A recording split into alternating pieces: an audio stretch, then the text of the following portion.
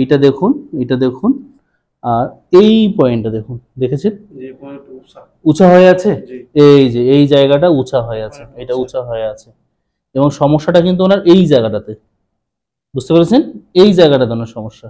আর এইটা দেখুন, এটা এইরকম গর্ত থাকার কথা, যে কারণে আমি এগুলো মার্ক করে দিচ্ছি, যেগুলো যেন উনি বুঝতে পারে। বুঝতে পেরেছেন?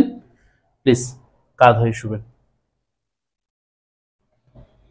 নিচে পা সোজা, গুড,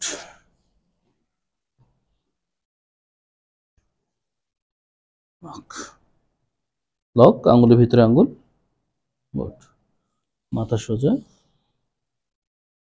শ্বাস নিবে ছেড়ে দিবে, শ্বাস নিবে ছেড়ে দিবে, শ্বাস নি